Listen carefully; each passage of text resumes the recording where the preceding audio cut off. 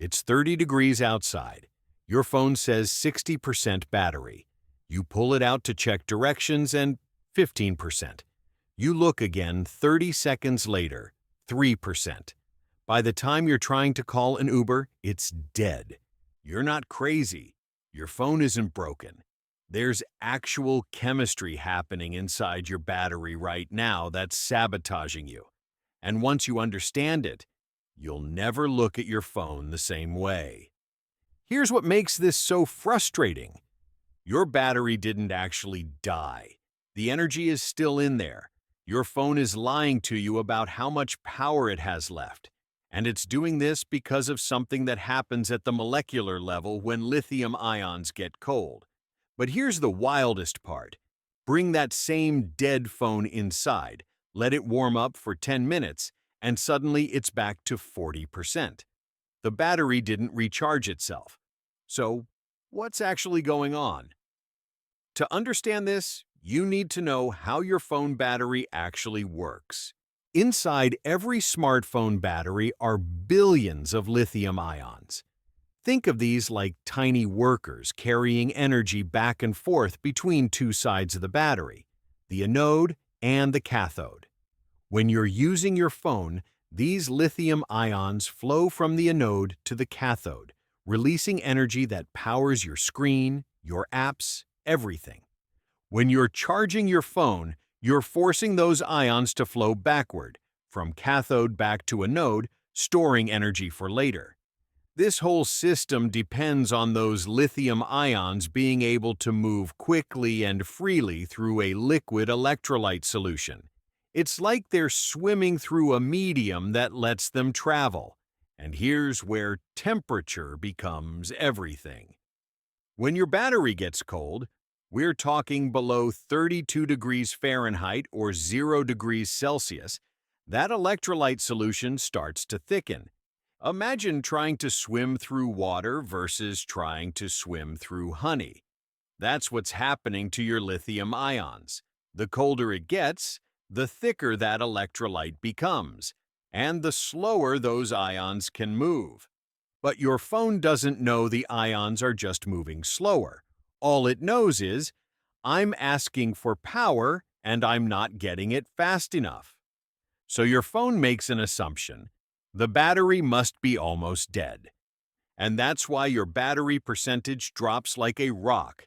Your phone is reading the reduced power output and translating that into low battery, even though the actual energy is still stored in there. It's like having a full gas tank, but your fuel line is frozen. The gas is there, it just can't flow to the engine fast enough. The chemical reactions inside your battery are also slowing down. At room temperature, these reactions happen quickly. But for every 10 degrees Celsius drop in temperature, chemical reaction rates can slow by half. So at 0 degrees Fahrenheit minus 18 degrees Celsius, your battery is operating at maybe 20 to 30% of its normal capacity, not because it lost charge, but because the chemistry literally can't keep up. Now here's the part that blows people's minds.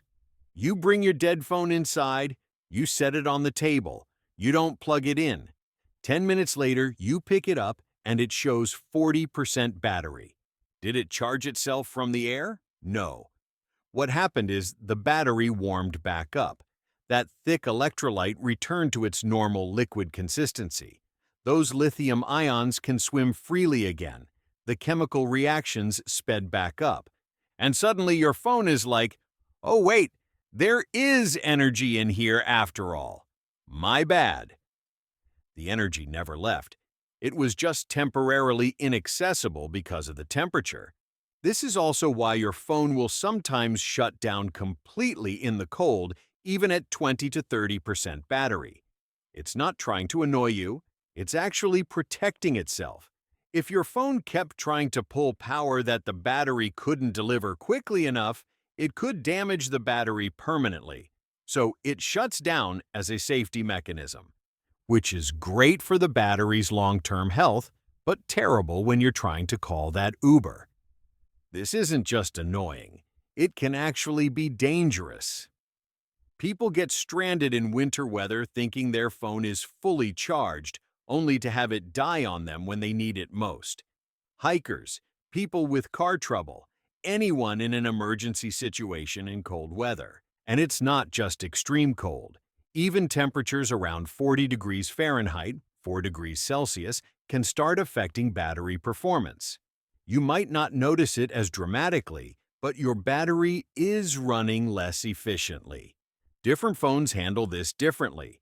iPhones, for example, have temperature sensors that will actually display a warning if the device gets too cold, telling you it needs to warm up before you can use it. Android phones typically don't show this warning. They just let the battery percentage drop and confuse you. And here's something Apple doesn't advertise. Their official operating temperature range for iPhones is 32 degrees Fahrenheit to 95 degrees Fahrenheit, 0 degrees Celsius to 35 degrees Celsius. Below that, you're outside the design parameters. But nobody thinks about this when they're standing outside in January trying to order food delivery. So, what can you actually do about this? First, keep your phone warm. Inside pocket close to your body, not your outside coat pocket. Your body heat will keep it in the operational range. Second, if you know you'll be outside in the cold, start with a full charge. Even if your phone drops to 50% in the cold, that might actually be 80% in real terms once it warms up. Third, if your phone does die in the cold, don't immediately plug it in to charge. Let it warm up to room temperature first. Charging a cold battery can actually cause permanent damage. Lithium can plate unevenly on the anode, reducing your battery's capacity forever. Wait 30 minutes after coming inside, then charge. Fourth, avoid leaving your phone in a cold car overnight. This is one of the fastest ways to degrade your battery's long-term health. Those repeated cold cycles add up. And fifth, consider an insulated phone case if you live in extreme cold. They make cases specifically designed to insulate your phone from temperature changes. They're not common, but they exist. But honestly, the body heat trick is the easiest and most effective solution. The really interesting thing about all this? It's not a design flaw. It's just physics. Lithium-ion batteries are incredible technology. They pack massive amounts of energy into a tiny space. They recharge hundreds of times. They're relatively safe. But they evolved for room temperature use. Battery researchers are actually working on this problem. There are experimental battery chemistries that work better in extreme temperatures, both cold and heat. Some use solid electrolytes instead of liquid ones, which don't thicken in the cold. But we're probably 5 to 10 years away from seeing those in consumer phones. Until then, every single smartphone on the planet has this vulnerability. iPhone, Android, doesn't matter. They all use lithium-ion technology, and they all hate the cold. So next time your phone goes from 50% to dead in 2 minutes while you're outside in winter, you're not crazy. You're just experiencing electrochemistry in real time. And now you know exactly why it happens. If this finally explains something that's been driving you nuts every winter, hit that subscribe button, because we're explaining the science behind everyday annoyances every single week. Drop a comment and tell me, what's the lowest battery percentage you've ever seen your phone jump back from after warming up?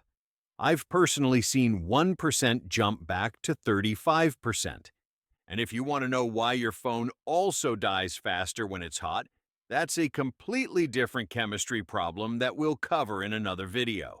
Thanks for watching. You're not crazy. See you in the next one.